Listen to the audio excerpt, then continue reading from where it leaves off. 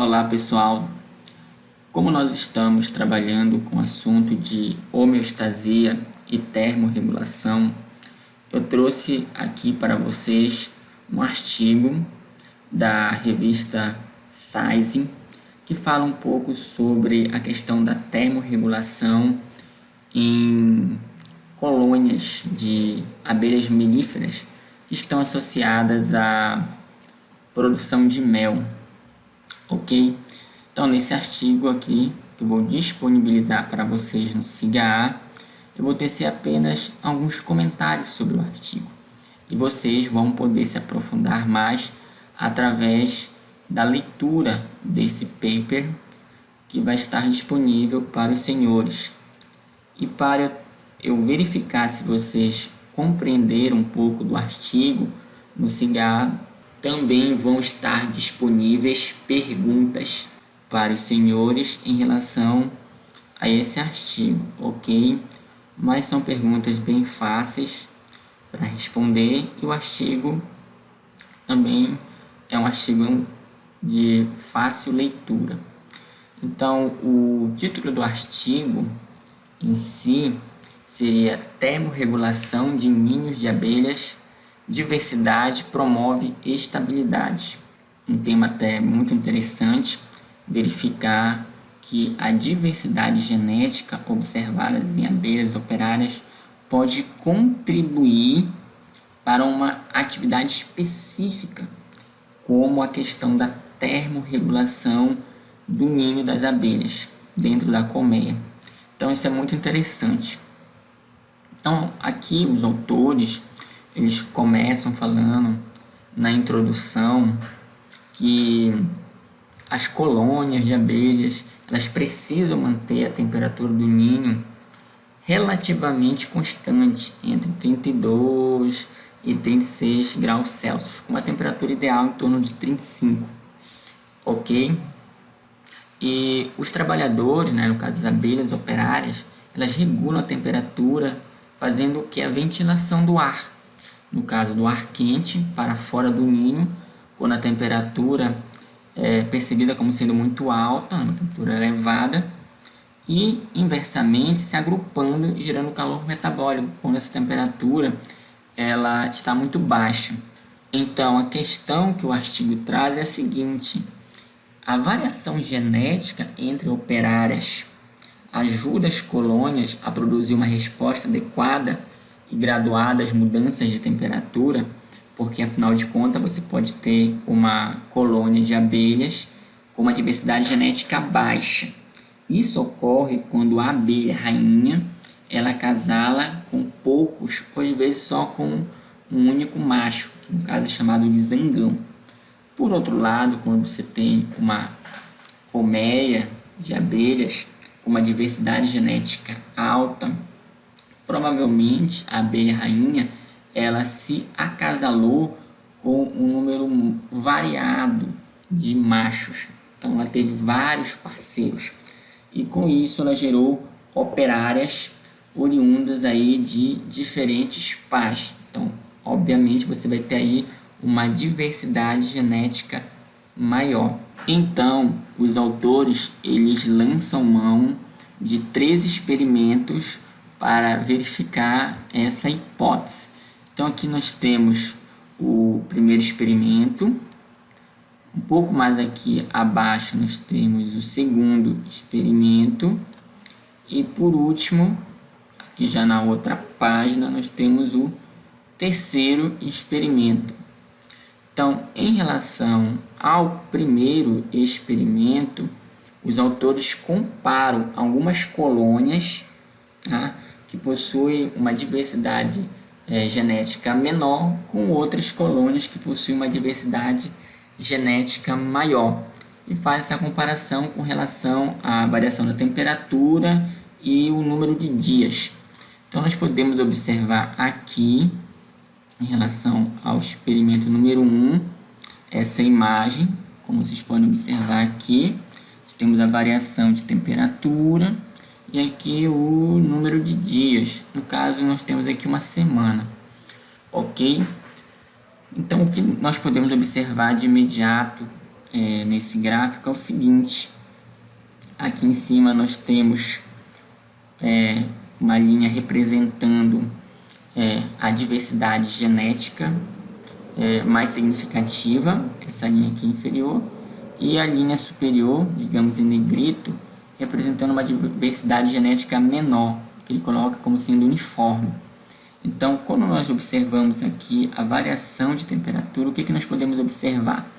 Você tem uma variação de temperatura menor nas colônias em que você tem o que? Uma diversidade genética maior.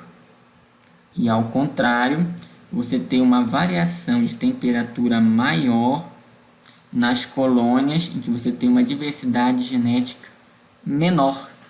Então esse achado ele é muito interessante e mostra como a diversidade genética das abelhas operárias responsáveis pelo controle da temperatura pode estar relacionada com a questão genética, ok?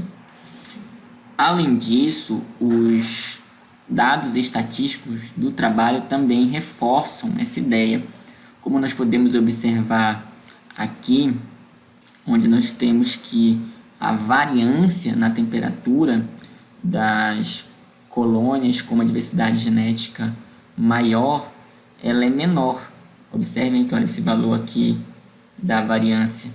Em contrapartida, a variância na temperatura das colônias com uma diversidade genética mais uniforme, né, ou menor, ela acaba sendo maior. E essa informação aqui ela é reforçada, né, porque olha, o P menor aqui do que 0,001. Então, estatisticamente significativo também, ok? Bom, em um segundo experimento, né, o que avaliou-se? Avaliou-se a capacidade das colônias geneticamente uniformes e diversas, como os autores chamam, né, aquelas colônias com uma baixa diversidade genética e uma alta diversidade genética, respectivamente, para manter a temperatura ideal do ninho quando a temperatura ambiente ela foi elevada, né, experimentalmente para um valor de 40 graus Celsius. Então, como resultado, as colônias uniformes, tá, tiveram uma variação de temperatura dentro da colônia significativamente maior do que as colônias diversas, como nós também podemos observar aqui nesses dados de variância, né? Vocês podem observar esses valores aqui, olha, eles são diferentes, tá? Então, isso também comprova, né, o experimento número 1, que de fato a temperatura ela varia em ambas as colônias, mas existe um fator genético que determina essa amplitude na variação dessa temperatura dentro das colônias em função da atividade das abelhas operárias, que por sua vez estão associadas aí à questão da diversidade genética, maior ou menor. Ok, pessoal? Tranquilo? Então agora vamos aqui para o nosso último experimento aqui do artigo, tá? Esse aqui é o terceiro experimento. Nele foram expostas duas colônias, como vocês podem observar aqui na figura. Nós temos a colônia A e a colônia B, tá? Então aí o que nós observamos? Duas colônias, cada uma dessas duas colônias possui, no caso, né, 5 Petri lines. Aqui nós podemos observar, olha, na colônia A, essas aqui, essas 5 primeiras Petri lines, e na colônia B, essas outras 5, tá? Só abrindo um parênteses, o que seriam as Petri lines? Né? É um termo que não é, digamos, adequado traduzir para o português, mas elas representam justamente aquele grupo de abelhas irmãs, tá? Abelhas operárias, que descendem de um mesmo pai, ok?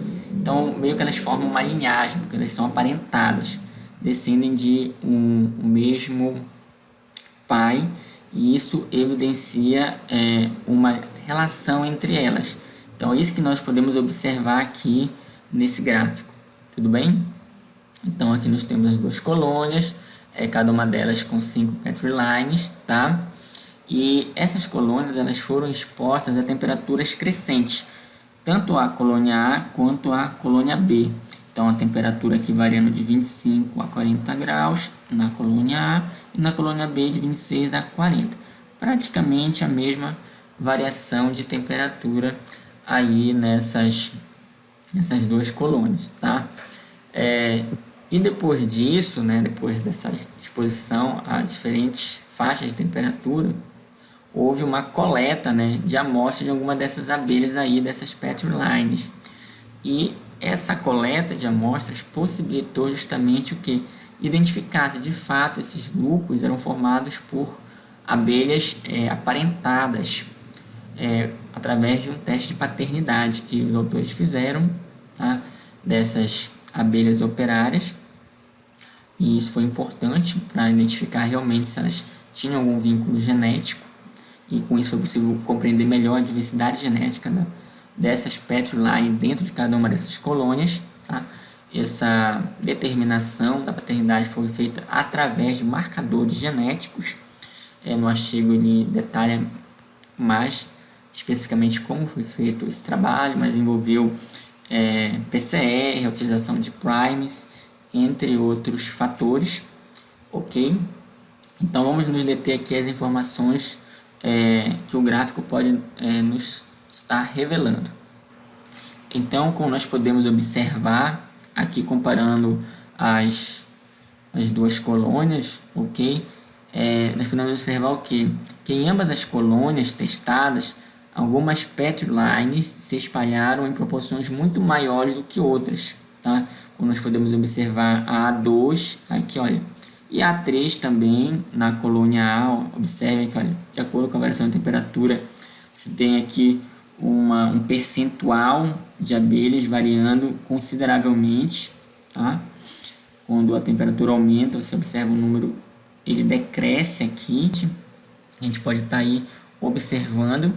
Então, em alguma dessas Petri lines, a variação foi muito maior do que em outras, né? Que variaram bem menos aí, tá? E as respostas de diferentes Petri lines às mudanças na temperatura ambiente, segundo o artigo, mostra dois fenômenos importantes. Em primeiro lugar, as Petri lines variam em suas respostas às mudanças de temperatura, meio óbvio, né? Ocorre uma variação da temperatura, elas estão mudando aqui o número de participantes que estão atuando aí no processo de regulação dessa temperatura, né? E em segundo lugar, a proporção de abelhas, que chama de abelhas abanadoras, né, de diferentes Petri lines muda de forma errônea, de acordo com a variação da temperatura. Então, uma hora diminui, uma hora aumenta, depois volta a diminuir. Isso é observado tanto na colônia A quanto na colônia B. E, segundo o artigo, haveriam aí 3 razões prováveis para isso. Então, aqui, se nós formos ler todo o texto, que vocês vão ler com certeza esse texto com mais calma, o que nós podemos observar entre as razões, né? A primeira delas é que nós temos que o limite de uma Petri line para realizar outra tarefa de termorregulação, como coleta de água, pode ser menor. Então, quer dizer, uma atividade que um grupo está desenvolvendo, ela pode ser interferida pela necessidade de realizar uma outra atividade que também está associada com o processo de termorregulação. E aí também nós temos um segundo motivo, que o trabalho dos companheiros, né, das outras abelhas que estão lá no ninho, né, digamos, de outros grupos, eles podem interferir num outro grupo. Então, de repente, o trabalho do grupo A2 pode interferir no trabalho do grupo A1. Então, você tem aí essa interferência entre os grupos, tá? E terceiro, né, as abelhas de qualquer um desses grupos, né, poderiam de fato estar trabalhando, né, de forma constante, tá? Então aqui, embora a gente observe aqui, por exemplo, que essa atividade ela não é constante, né, vai variando, mas se não houvesse as outras abelhas aí participando dessa atividade, talvez o trabalho desse grupo constante, ou seja, aumentou a temperatura, aumentou o número de abelhas que estão participando do processo de resfriamento e vice-versa. Só que como você tem aí várias outras abelhas participando do processo, de repente você tem aí uma diminuição na atividade de um grupo em função do trabalho do outro grupo que começou a atuar, ok? Então é um artigo para vocês darem uma lida, se aprofundarem um pouco mais e qualquer dúvida é só entrar em contato, ok? Boa leitura para todos vocês.